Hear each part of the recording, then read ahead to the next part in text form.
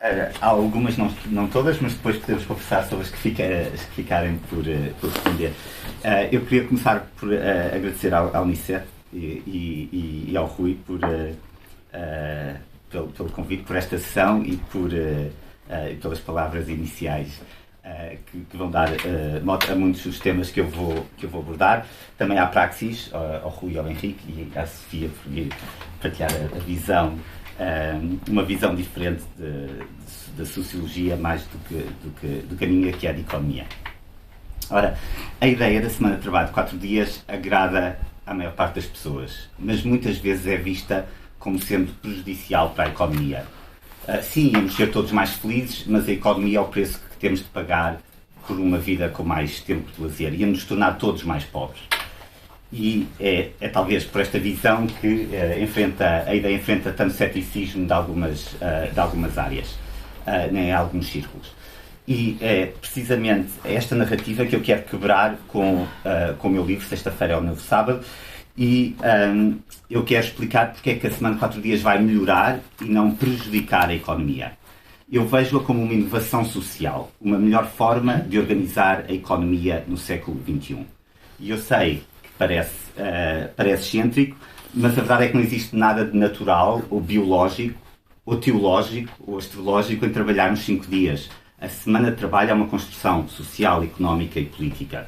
No século XIX trabalhávamos 6 dias por semana e foi em 1908 que as primeiras pequenas empresas nos Estados Unidos adotaram uma nova e radical prática de gestão chamada a semana de 5 dias. Começou como prática de gestão. O movimento teve um grande impulso quando Henry Ford, que agora é considerado o melhor empresário do século XX, implementou em 1926 em todas as suas fábricas.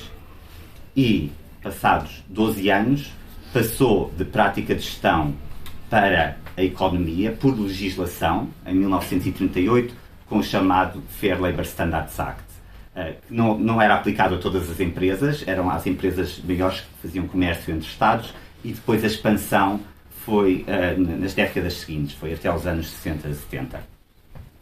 Ora, todas as críticas que ouvimos hoje à semana de 4 dias são exatamente iguais, precisamente iguais às críticas que se ouviam na altura contra a semana de 5 dias. Mas o mais extraordinário não é tanto ver as críticas, é ver que depois de implementado, por legislação, as críticas à semana de 5 dias desapareceram. Quer dizer, nunca ninguém quis voltar para trás. E não só isso, os críticos desapareceram e deram lugar aos primeiros visionários da semana de 4 dias. O primeiro visionário da semana de 4 dias foi, na altura, vice-presidente americano, republicano, Richard Nixon, em 1956. 16 anos apenas de ter entrado em vigor o Fair Labor Standards Act. Disse, a semana de 4 dias vai chegar em breve. E isto obriga-nos a pensar porquê. Porquê é que desapareceram os críticos? Porquê é que começaram todos os primeiros visionários? John F. Kennedy foi, uns meses antes de morrer, também disse que a semana de 4 dias viria, mas no final do século, antes de chegarmos ao ano 2000. Mas porquê é que isto aconteceu? Porque as pessoas perceberam, depois de implementado, que a semana de trabalho de 5 dias era uma melhor forma de organizar a economia no século XX. E que todos tinham ficado a ganhar e ninguém tinha ficado a perder. E eu acredito que agora, no século XXI, no início do século XXI, a semana de trabalho de 4 dias é uma melhor forma de organizar a economia. E temos de pensar, nos 100 anos, desde que Henry Ford passou a 5 dias, ou desde os 50 anos, desde que em Portugal se normalizou, passou de 6 dias para 5 dias, também foi um processo que demorou muitos anos, mas nestes últimos 50 anos, tudo mudou na nossa sociedade e na nossa economia. Mudou a tecnologia que utilizamos, mesmo que nem sempre funcione, mudou o tipo de trabalho que fazemos, mudou a velocidade a que comunicamos, a internet transformou as nossas vidas, as práticas de gestão. Somos muito mais ricos que éramos há 50 anos, mas mudou também a parte demográfica, a estrutura da família, vivemos mais 10 anos, estudamos mais e sobretudo mudou o papel da mulher na sociedade. Quer dizer, mudou tudo exceto a semana de trabalho, continua a ser 5 dias, como se fosse uma constante matemática, como se estivesse escrita nos genes que temos de trabalhar 5 dias, das estrelas ou nas escrituras. A semana de trabalho não deve ser uma constante matemática, deve mudar, evoluir, à medida que a sociedade muda e evolui.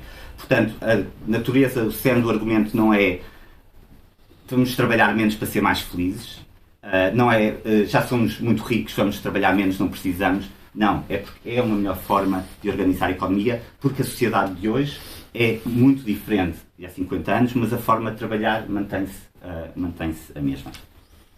Ora, no livro eu traduzo esta inovação social, esta melhor forma de organizar a economia, em 8 argumentos económicos.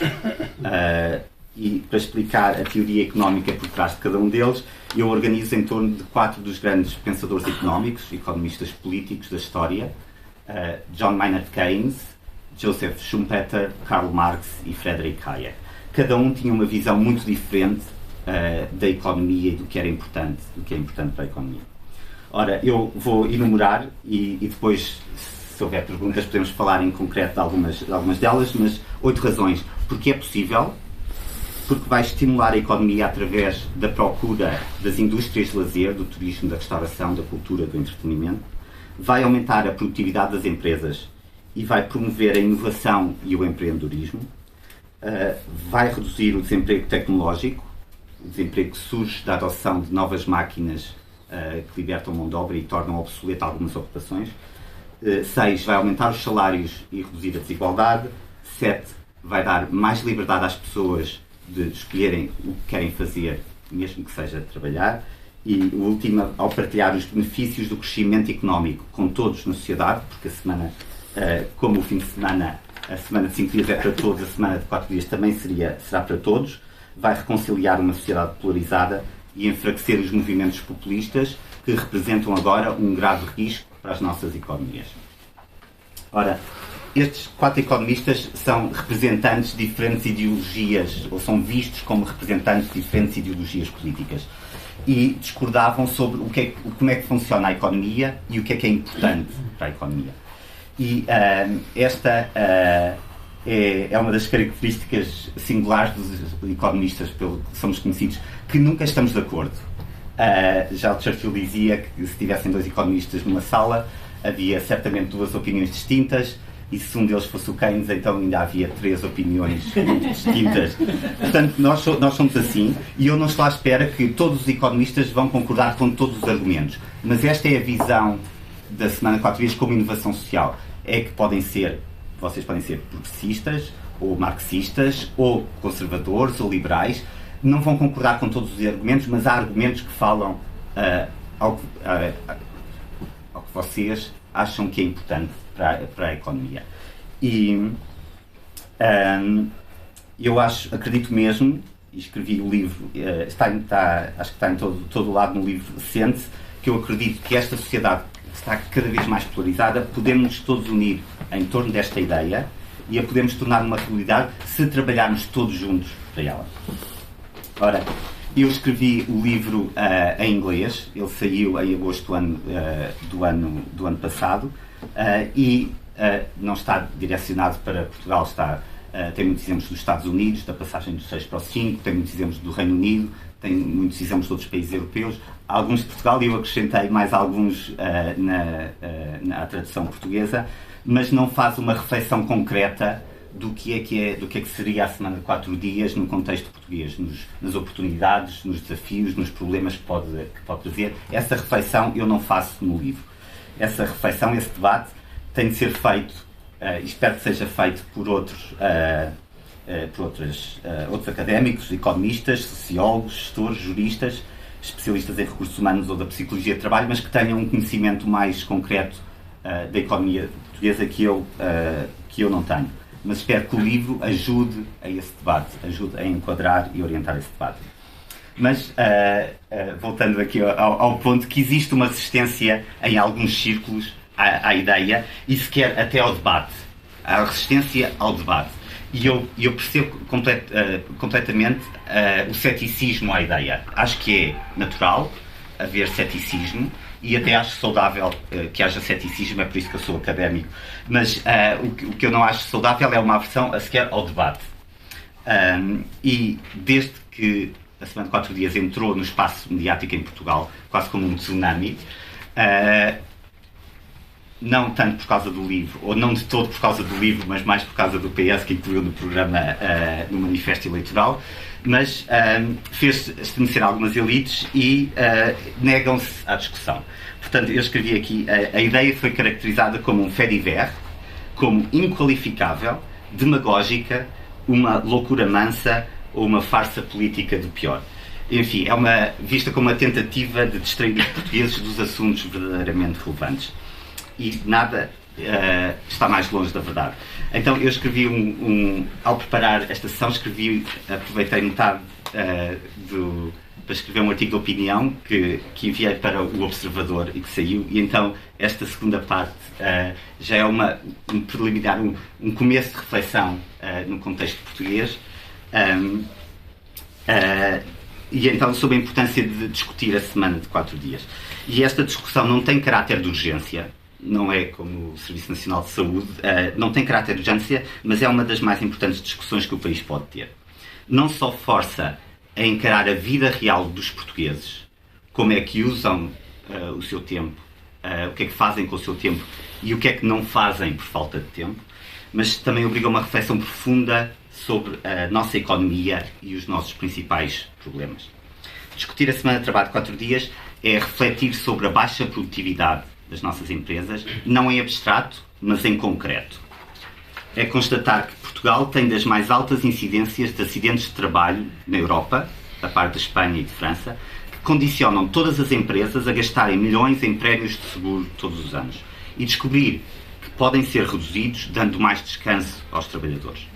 É verificar que o absentismo tem custos elevados e que reduzir as horas de trabalho pode melhorar o problema. Atualmente, na indústria do vestuário e do calçado, saiu no Diário de Notícias a semana passada, 20% dos trabalhadores faltam diariamente. E isto tem custos enormes na gestão das empresas. É calcular, de acordo com um relatório que saiu há uns meses da Ordem dos Psicólogos, que o burnout e o stress, o esgotamento e o stress, que são as novas doenças do trabalho do século XXI, como era a síndrome de movimento repetitivo na altura de Henry Ford, custam às empresas 3,2 mil milhões de euros. E esclarecer que o problema não se resolve com workshops em saúde mental. É notar que um valor de um emprego não é apenas um salário. O valor do emprego para o trabalhador não é apenas o salário. E que existem outras formas das empresas valorizarem o emprego para superar os problemas de recrutamento, nomeadamente oferecendo horários mais curtos. Todos sabemos os problemas, a falta de trabalhadores para o turismo no Algarve é atribuída a baixos salários, mas é também às condições de trabalho e aos horários de trabalho que são muitas vezes desumanos. É estudar, portanto, discutir a Semana de Trabalho de 4 Dias é estudar como se podem melhorar os processos dentro da empresa e reduzir os erros na produção.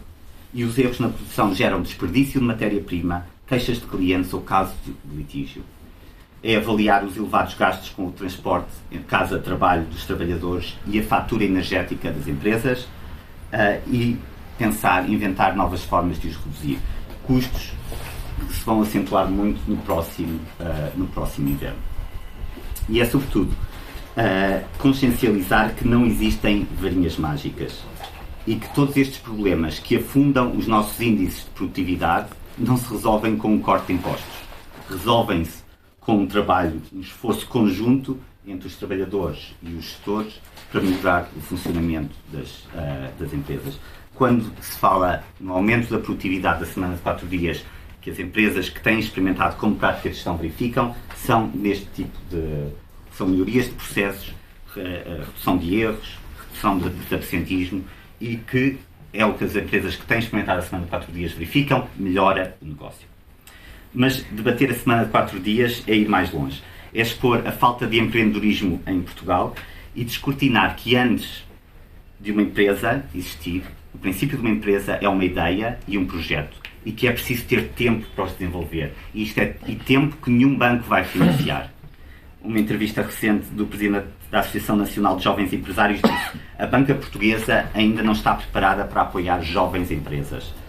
Quais é que são as alternativas para um jovem com uma ideia que não tem os pais ricos para abrir uma empresa? Não tem. A Semana de 4 Dias permite o que se chama um empreendedorismo híbrido. Começar uma empresa tendo um trabalho que paga as contas e depois desenvolver no tempo livre a empresa. E Henry Ford começou assim, a trabalhar numa fábrica de eletricidade Thomas Edison, mas também a Apple começou assim, a Nike começou assim, com pessoas que trabalham, têm um trabalhador, mas todos os trabalhadores são empresários potenciais e criadores de empresas. Debater a Semana de 4 Dias é também observar as mudanças estruturais que ocorreram nas nossas economias e antecipar as que estão por chegar. É olhar para o progresso tecnológico das últimas décadas, que o Rui também ilustrou, e testemunhar que a promessa de libertação do homem não tem sido cumprida. É assistir ao crescimento do uso da inteligência artificial e de robôs e averiguar como minimizar as consequências nefastas que pode ter no mercado de trabalho, sobretudo para as pessoas que veem as suas competências perder valor de um dia para o outro. É confirmar que a criatividade é o fator mais importante para o sucesso na economia global do século XXI e que nada de criativo surge quando estamos exaustos. É tomar consciência do papel da mulher na sociedade, da mudança nos últimos 50 anos e nas consequências que isso trouxe para a família, para as famílias cada vez mais esvaziadas de tempo.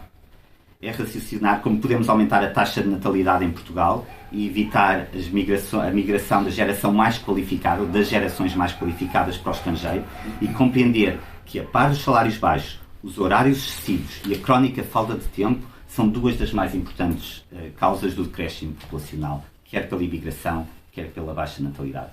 E é relacionar essa falta de tempo com o facto dos portugueses de lerem poucos livros, praticarem pouco desporto ou irem poucas vezes à missa. É assustar-nos com o impacto das alterações climáticas e ponderar como podemos agir sem prejudicar a economia. É imaginar um sistema económico resiliente, sustentável, menos desigual. É derrubar muros ideológicos e pintar as linhas vermelhas de outra cor. É procurar outras soluções para os mesmos problemas, como quem procura outros verbos para os mesmos raciocínios. E filosofar sobre a Semana de 4 Dias não é perder tempo. É meditar sobre os problemas de Portugal e, acima de tudo, questionar como é que se reforma um país irreformável. Podemos ter todas as certezas sobre quais são as soluções que o país precisa, mas depois de 15 anos trágicos, de uma noite que parece não ter fim, quem é que acha que conseguimos mobilizar um povo para superar os seus vícios em nome de algo tão abstrato como o déficit, equilíbrio externo, competitividade ou a economia? Eu tenho a minha proposta. Alguns chamam de loucura, mas eu levanto-a como um facho arder da noite escura, nesta noite escura, e eu acredito que se no amanhecer estiver uma semana de 3 dias, os portugueses estarão dispostos a reinventar-se. 3 ou 4, Pedro, já agora. Um fim de semana de 3 dias. Um fim de semana de 3 dias, os portugueses estarão dispostos a reinventar-se. E pensar a política em Portugal é sempre e só sobre dinheiro. Subsídios, apoios, financiamento, impostos, bazucas, como se os incentivos financeiros fossem o remédio único para todos os males. A ciência económica estuda a importância dos incentivos, mas também das restrições. E nas sociedades modernas, o tempo é o bem mais escasso.